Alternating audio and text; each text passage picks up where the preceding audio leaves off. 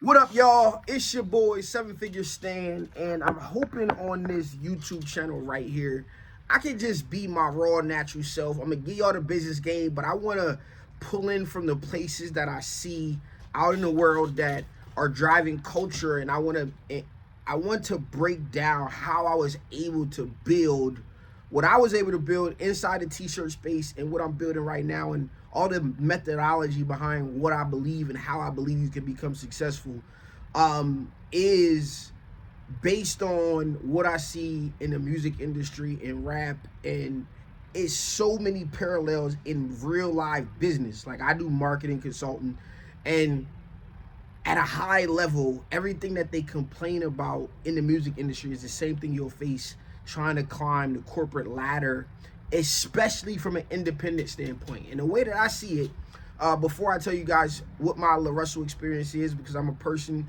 along his journey, seen the greatness, seen the talent.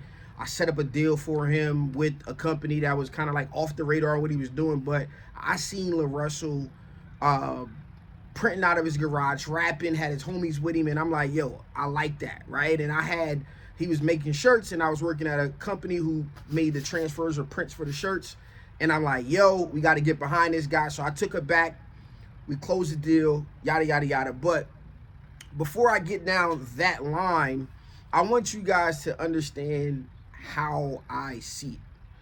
What I see, first starting at Nipsey Hussle, the grind and the path that Nipsey Hussle took was a path against the normal odds, meaning charging $100 for a CD, right? Being on the corner every day, trapping music when you could be doing other things and just trying to get your message across. You may not be the best rapper, but you believe you are, and just being willing and knowing to understand how to build an independent business off of it. However, Nipsey was still the flashy version of it. He still rocked the big chains. He still drove the cars and had the out there chick, Lauren London, all of that kind of stuff. He was still one of the pillars of where it was like almost like a aura or a lifestyle marketing that went into what he did. And I'm gonna tell you what the difference is between the path that LaRussell is like LaRussell is the mind and the model that any nigga can make it, doing what they want, saying what they want. And the reason that I wanted to take my resources that I built in my own lane over here in the t-shirt industry, the reason I wanted to get behind and run a campaign and put the companies and the stuff that I had built myself behind what he had done was because I felt like that was the same exact grind that I was on. Bro, how you mad at me? I'm just trying to figure this shit out, right? My mission and my goal was to make the next deal better than my last deal. Like, I don't know what the right answer is, right? And at some level, I hit my head. And now I got a chance to come back and rebuild what I built and to do it on my terms, right? To know the value, to demand my value up front. Oh, you want to offer me what? Nah, that's not going to work no more. That's not going to work no more. And then to show people how to do it as well. The structure behind what we can learn from what he's vocalizing is so crucial to how whatever it is that you want to build can be built. I decided to go on this mission for this year, or my overall motto is like, yo, you can manufacture your own fame. You don't got to go that route. You can manufacture your own fame, meaning you can manufacture a community around yourself to which you will be the famous person. We all have the ability to be famous for what it is that we know what we know and do, right? We all got an opportunity to be the best in our niche. We all have the opportunity to own our own community. There will be some overlap, but it ain't no reason in hating. It's no reason in us separating this entire thing. No, let's collab on something. You get some, I get some, he gets some, she gets some. Everybody get a piece of this pie, which is what the path that I was trying to make in my lane for people. Every opportunity I had to kick down a door to open and make people understand the value and negotiate. I then in turn say, yo, all right, he can use it. That person should do it. That person. and built this entire ecosystem, to which turned out to be building a marketing consulting firm for myself. The transition, I had it was a $96,000 deal plus commission. I had a 6-figure deal working with a company that I became the face of. At one point, I'm the face of 5 companies, and my form of art was making content showing people how to do what I do, showing people how to start t-shirt businesses from $300 an extra a month to $1,000 a month, because I knew how it felt to be in that fucking struggle that LaRussell's rapping about, when you can't afford diapers, when your car's getting repoed, eviction, like all of that shit really happens. And when you ain't a person that's going to work and you out here trying to grind and figure this shit out and chase your dreams, it is a different level of commitment. It is a different level of connection with the next motherfucker trying to figure this shit out too, right? And so the key for us trying to figure it out is like, yo, we want to just get better at what we do. We trying to build something that's going to outlive us. That's just a bigger purpose. Like I always say, measure me by my impact. Measure me by my impact, right? Like look around and look at the people that I touch. And you know what? I can't even say it. I'm going to let them speak. I'm going to let them speak. But if you guys out there are holding in like your gift from the world because you are worried about how somebody else is going to perceive it, you set yourself up for failure. If you worried about how you sound, if LaRussell isn't the model for anybody, like you want to be out here talking something in your moo-moo and just doing your thing, shawty, go do that. Go do it. And whoever is in your area is going to come flock to you. I used to sit down with corporate companies and the CEOs of companies, and one of them was like, Stan, tell me why the world will want to hear from, or people in this industry will want to hear from, a 44-year-old or 45-year-old white man. And I said, at the time, I'm probably 23 maybe, and I said, yo, they're going to want to hear from a 45-year-old white man because he's not a 32-year-old black man. That's it. Like, your people gonna come to you. Why is everybody so like attached to what somebody else has going on if you ain't in their community? I became a Bad Bunny fan after the Super Bowl. I think he messed up the Super Bowl. I don't think he should have been at the Super Bowl. I think they put on a terrible Super Bowl with no stars, and that was a way to boost their rating. So I think he did exactly what he was supposed to do.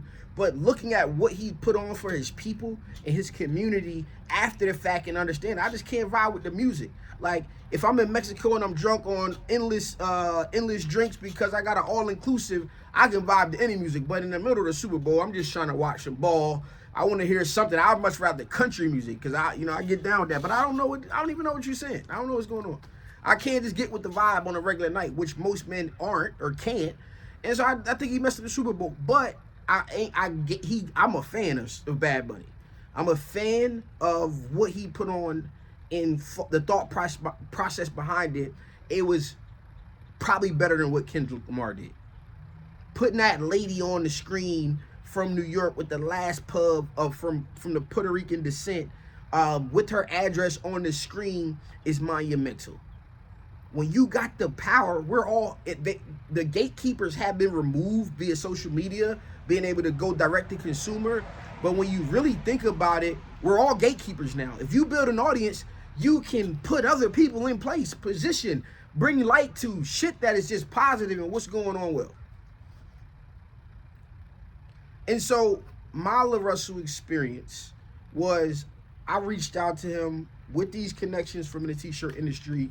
I seen what he was doing. I thought the story was perfect. Printing out of the garage, printing shirts, had Stars presses, was using Stars transfers. And I took the resources and cloud and corporate work that I've done in marketing and say, yo, we should get behind this kid. And we did a deal to support him with transfers. As a company, we were supposed to go out there and run documentaries, run content, all types of stuff that never end up happening. They came back to me and said, is he going to pay for this? I think his bill was like $35,000.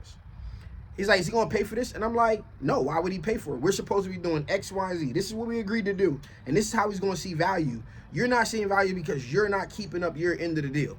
So I'm not about to say, go back and say, yo, you're going to pay for some of this. No, he doesn't need to pay for it. And I don't think he should. So if y'all want to have him pay for it, y'all go say something to him. And I'm going to say exactly how I feel to him. And may they fall where they lie. So it ended up kind of getting swept under the rug. Anyway, I lost everything. I got blackballed from one company to that company. I got blackballed. They took $250,000 in revenue from myself overnight. 5, 6 companies just all pulled away. Cool. I got caught up in the Kanye West drama. They Kyrie Irving'd me. I hit LaRussell, was like, look, bro, they nixed me out. I'm assuming that they're gonna reach out to you to say something. Here's what I think you should get. Here's what I believe. I'm not saying don't do the deal with them, because I think it'll be great for what you got going on. And I'm paraphrasing all this stuff, and I got the messages to talk about it. He hit me back a couple of days later. He's like, damn, bro. First thing he said to me is like, bro, if you don't let them feed you, then they can't starve you, or something along those lines. He replied back to him. I'm like, damn, this motherfucker hit me with some shit I say to myself, or say to one of my friends that some shit was going bad, right? And I'm like, bro, I just gotta get on my grind. And then he hit me back later on and was like, yo, you know what, Stan? I know you brought me the deal. So if they come back to me, say, yeah, I'm just going to opt not to do the deal with them, man. You know what I'm saying? Basically. And I'm like, damn, that's love, right? That's all you could ask. Like, I honestly wouldn't feel no type of way if he continued to do the deal, because I thought it would be so great for the movement. He ended up putting the company, during the process of what we did, into the song Cisco, where he calls out the company and says, super color for the transfer on the shirt, right? And so that was like, even though I feel like that's my song, right? Because I orchestrated in my own way that company, never even on the radar, in something that I believe in. He put the company in the song, like, that's still my song. Fuck them, but that's still my song. And that was like my moment in time.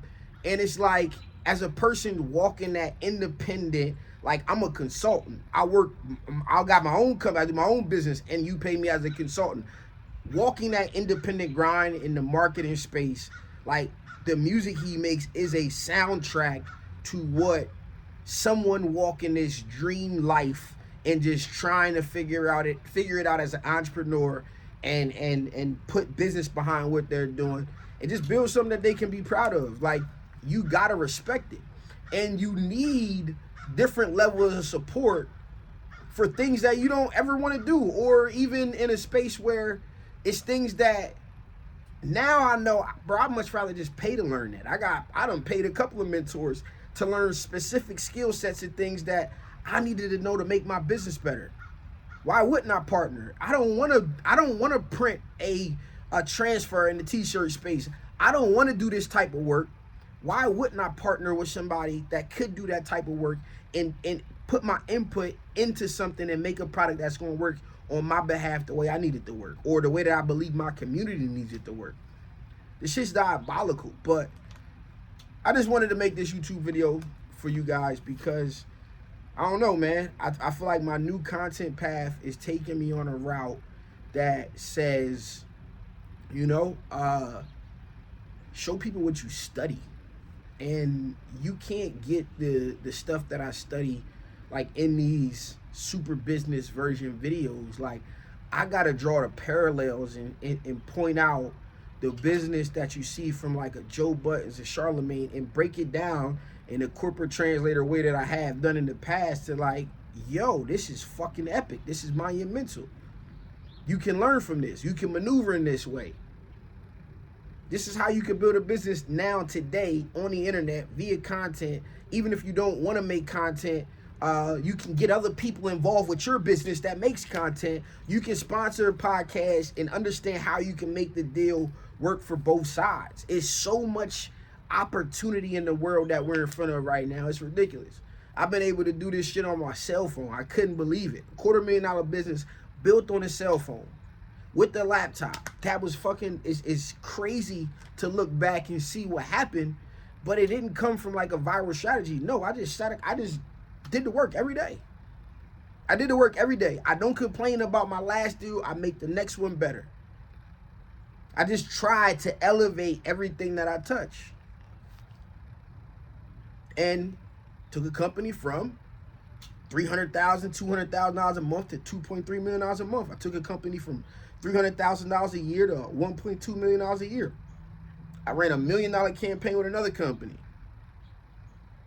I'm about to bring all of that information from the people who are involved into this year, because if I and you don't share what your greatness is to the world, like, what do we exist for? What do we exist for? If you truly feel that you're out here doing something great. Some people just want to live their life, man. Live their, like, I now just want to live my life. I just want to take care of the family. I just want to be in my crib. I just want to make this content, help my version of the world improve in the way that I can, and may the cookies fall where they lie. So I'm your boy, 7-Figure Stan. You can follow me on Instagram, First State Stan. If you like this video, man, leave a comment. I appreciate you for tapping in, man. Yeah, remember, everybody needs a stand. Peace.